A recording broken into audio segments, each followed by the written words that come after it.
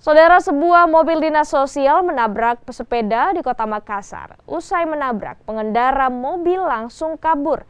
Aksi ini pun viral di media sosial. Setelah diusut, mobil tersebut ternyata milik Pemda Takalar dan pelaku penabrakan pun akhirnya ditangkap.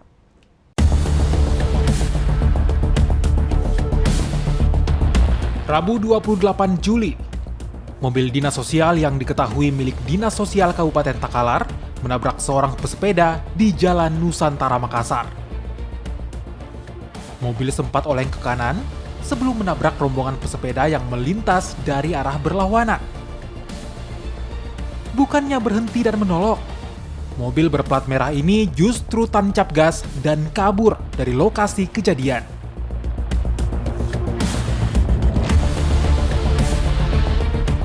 Peristiwa ini sempat terekam kamera pemantau.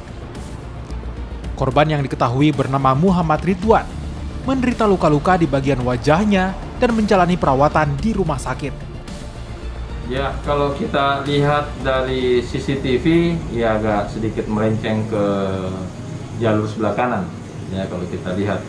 Tapi nanti kalau kita sudah temu identitasnya, nanti kita periksa mendalam, ya apa penyebabnya nanti kita lihat.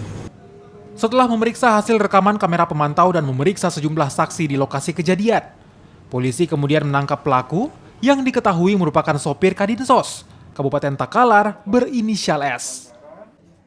Nah, untuk identitas kendaraan sendiri ini sudah kita dapatkan, ya sudah kita cek sesuai dengan nomor register plat yang kita dapatkan di lapangan, yaitu B9551 PSD.